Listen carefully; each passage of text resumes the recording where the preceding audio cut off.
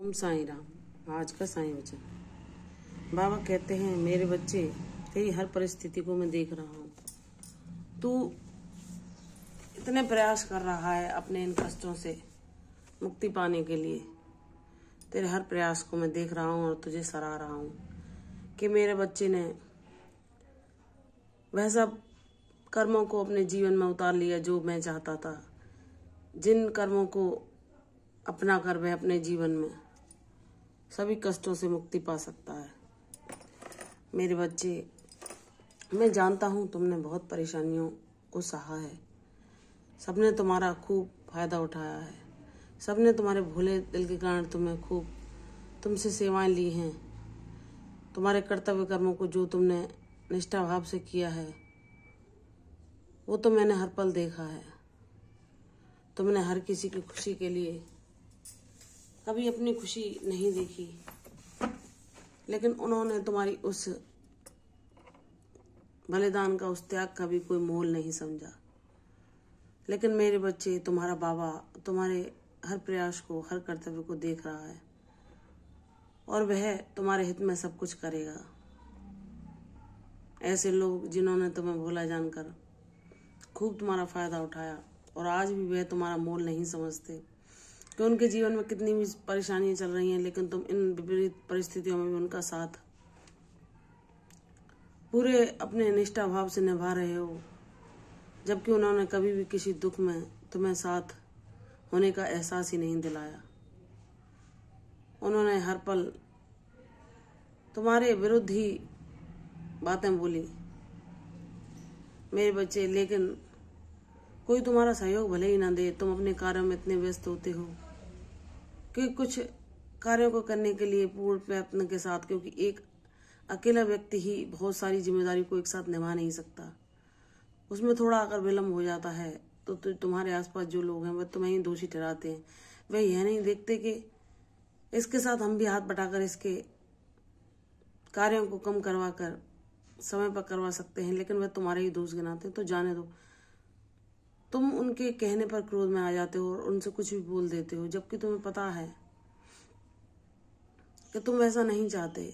तुम खुद चाहते हो कि हर काम समय पर ही पूरा हो, लेकिन जब तुम उनसे यह नहीं कह पाते कि मैं अकेला ही सारे दायित्व निभा रहा हूँ, कोई मेरा सहयोगी नहीं है, क्योंकि इस बात को कहने से विवाद उत्पन्न होगा, तो तुम नहीं कह पाते और उनको कुछ ना कुछ उत्तर दे देते हो। बाद में वह लोग तुम्हें समझाते हैं, कहते हैं कि तुम अहंकार की वाणी बोलते हो। तो मेरे बच्चे, फिर तुम मौन धारण करके उन विवादों को सुलझाना चाहते हो। तो मेरे बच्चे, मैं समझ रहा हूँ सब कुछ तुम्हारे विरुद्ध हो रहा है, लेकिन तुम्हें मौन धारण करना है, किसी को कुछ नहीं करना। मैं तुम्हारे कर्तव्य कर्मों को देख रहा हूँ कि कितने सजग भाव से, जितना तुमसे बनता है उससे ज्यादा तुम अपनी क्षमता के अनुसार कार्य करते हो।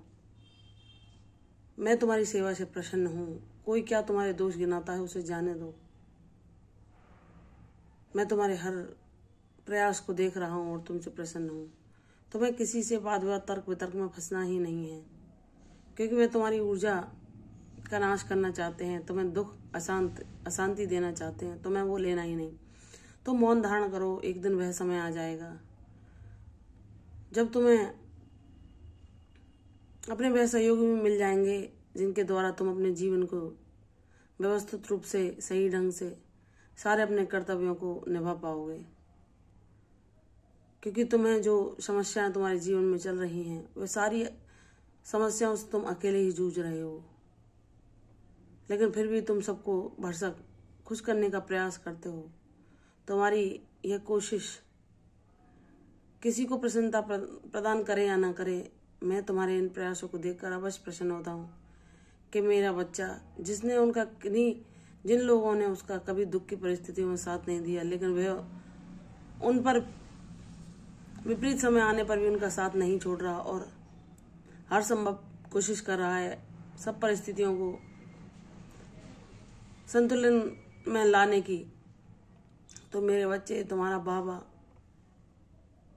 तुम्हारे जीवन में वह लीला करेगा जब तुम्हें किसी के आगे भी खुद को असहाय नहीं दिखाना पड़ेगा।